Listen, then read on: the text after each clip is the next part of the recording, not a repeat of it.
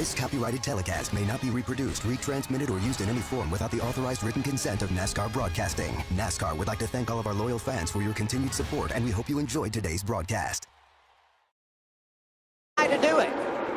See Timothy Peters, look how much ground he's looking. Oh, and up into Timothy Peters, and maybe into the wall. Goes to 30 of Hornaday. Hornaday goes around before they come out of turn 4. Oh, big crash. Spencer Gallagher in the back of Amon Quiroga. Timothy Peters got a piece of that as well. He's crawling down the apron right now with smoke trailing from his truck. Action early. Didn't make it a lap, and I think that's typical of Kansas. We've seen before. That's plenty of corner. We'll see what developed. We saw Timothy up high already in 3 and 4. Then Johnny Sauter jumped up high. You see the damage to that outer box Toyota for Amon Quiroga. See what happens here. Peters up high on the track. We can see Hornaday. Looks like he lets off, and maybe Brennan Newberry was right on him. I don't know that they made contact, though. Hornaday gets loose and loses his truck. It almost looked like there was a little bit of contact there, because I think Ron Hornaday saw it before Brennan Newberry. He backed off a little bit, and it was just a nudge from the back, but it was enough to get him out of shape. And you got it. Brennan didn't know what was happening. Ron had a great view of what was going on in front of him. Brennan didn't see it, just tapped Ron maybe. Spencer Gallagher coming in there. He makes contact with the 77. Also trying to catch it when he came out of 2. That was good to see, though, that Brian Eichler was able to maintain some semblance of speed. We got another spinner off of 2. Around goes 08 of Todd Schaefer. Can Todd get going again? The caution's not out yet. And the 7 also into the wall. That's Brian Eichler. You see, looks as though the drive shaft came out of the back of that thing. You don't wonder if he had debris on his tires, Michael, from being up there high and down at 1 and 2. Got down to 3, expected that truck to stick, and it didn't. He had a rough He definitely does. Take another look. That's Todd Schaefer spinning off of turn 2. And these were 2 separate incidents. And the big contact was down in 3 and 4.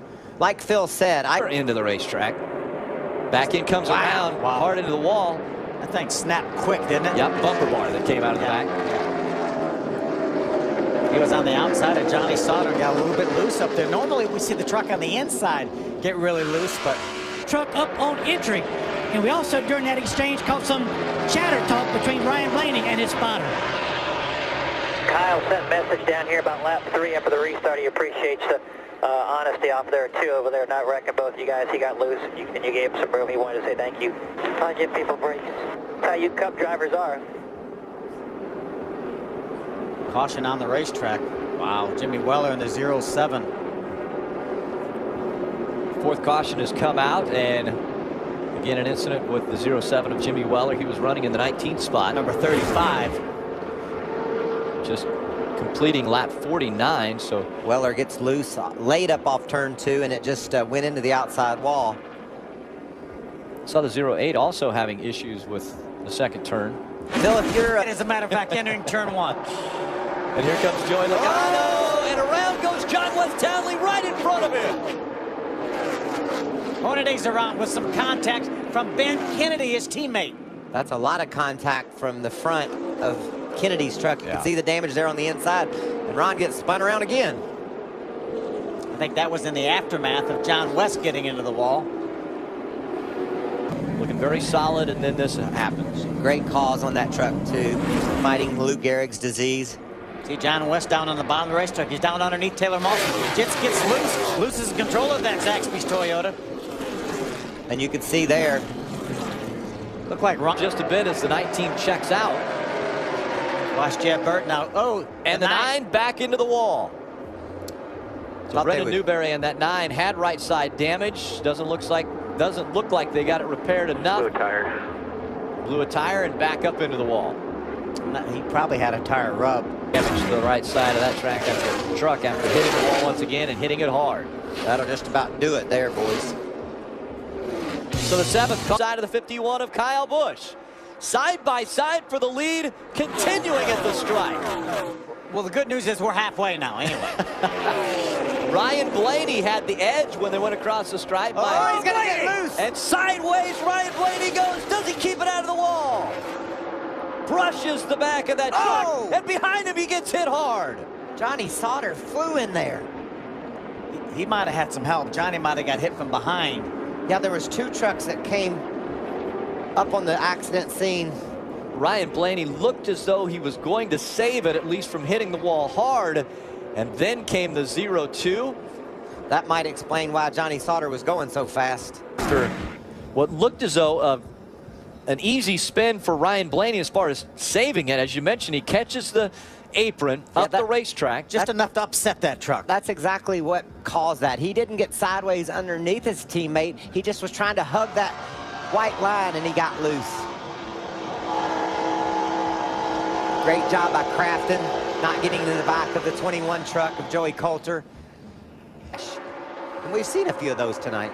So it's a green flag pit stop for Joey Logano that takes him off the track and takes him out of the second spot behind Kyle Busch. Kyle Busch still on the track, still leading, but he will have to come to pit road here shortly, as well as Matt Crafton, Taylor Malsom, Joey Coulter, and around goes the 99 of Brian Silas into the wall. That will bring out our 9th caution of the night. That's going to really hurt Joey Logano. He's going to be able to do the wave around, but he's going to lose a lot of track position to Kyle Busch and Matt Crafton, those guys. Brian was having a pretty good run. He was running in the 11th spot here. But you're right, Phil. Logano went from having a chance to win this thing, and now winning it's going to be a real stretch with giving up that much track position to the likes of Kyle Busch and Matt Crafton this late in the going. Hornaday back on pit road, having service done to his truck. See what happens here. John West Townley, the 5 truck right in front of the 99. Looks like John West comes down the racetrack a little bit. Brian had committed to try to go by on the inside and just ran out of room there. And he's going to back that 99 truck up into the outside wall. Man, what a solid run it was for Brian Silas, too. We went 32 laps before we had a crash that time, our longest green flag. Yeah, Johnny Sauter, who shared that point lead with Timothy Peters coming into this race, is out of the race now in the 21st spot. A lot of racing still to go in the 2014 season, though, for that championship. You see there the battle for 4th. Malsom on the back of Dillon, and closing, Phil, you see there, that's Jeb Burton. The last few laps, he's been a couple of tenths of a second faster than these guys, and I think he's going to get there before we get to the checker, maybe race inside that top 5. Especially if these 2 trucks get to racing side by side. Looks like Taylor Malsom has designs on maybe getting underneath that 20 of Austin Dillon. Taylor Malsom wants to break into the top 4. He's already got that 5th spot, but he knows that the 13 of Jeb Burton's coming. Great run for Jeb, overcoming a lot of problems like they talked about down on pit road, and now in a position to grab a top 5 late in the going. You know, what wouldn't surprise me is if we finish this thing under a green-white checker. We crashed on the first lap. We've had several spins and cautions. Have we got one more, or will they finish this thing? Well, 5 to go. I hope we can get to the end here without a caution flag. But what a tough battle right here. Battling for the 4th spot, these 3 trucks. Kyle Busch is also hoping we get to the end without a caution flag, as he has a 2.8 second lead over second place Matt Crafton. Joey Logano's not been able to keep pace with Crafton. Joey's now finds himself over 5 seconds behind, right in front of this battle for 4th. Logano, after having to restart back in the 11th spot because of a wave around, worked his way through the traffic, looked as though he was going to be strong, but really needed a caution to be able to battle for this win tonight.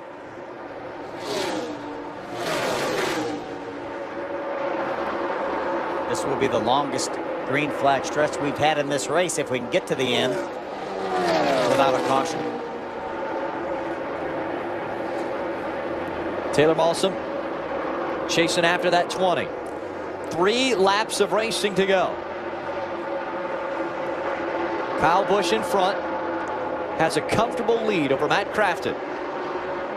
And continues to be the fastest truck on the racetrack, pulling away from that 88 Matt Crafton. Also mentioned at the top of the show, Kyle Busch looking for some positive momentum. He's been struggling in the Cup car. Hasn't been able to get to victory lane in the Truck Series since Daytona, which was a long time ago. And as this battle heats up here for position, Taylor Malsom looked to get by Austin Dillon, couldn't make the pass, but he stays on the inside. Can he hang on to it? Malsom stays down against the white line, and Austin Dillon back in front of him.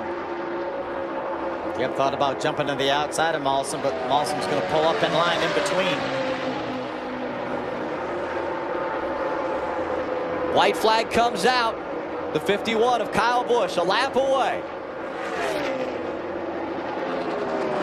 And the battle continues between the 20 and 32 for that 4th spot. Austin Dillon hanging on to it. Here comes Jeff Burton. He's going to make things interesting. The next flag will end this race here. Great battle side by side. Now 3 wide almost. They continue to battle for position. There isn't a battle up front, though. 3-second lead for Kyle Busch over Matt Crafton. Coming across the line. Kyle Busch is going to win at Kansas. Austin has momentum from the high side. Who's going to get it? Right at the stripe. Austin Dillon hanging on for the 4th place finish.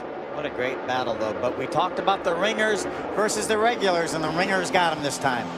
Kyle Busch gets that win. They were outnumbered, but they outran the rest. Crafton finishing 3 seconds behind Kyle Busch. Joey Logano battling back after being on pit road, taking a green flag pit stop, and then being a lap down, trying to fight back, and the caution comes out. So he had to restart outside the top 10. Then it's Austin Dillon and Taylor Malsom rounding out your top 5 in a great battle right to the checkered flag. A Ram Guts and Glory look tonight has to be at that run that Joey Logano made, trying to get back up to the front to battle for the win. He had to pass a lot of trucks to do it. Kind of stalled out there when he got up to the 3rd spot, but great job by that BKR team. So the celebration begins for the 51 of Kyle Busch. Guess what? A pole winner has won a race in the Truck Series.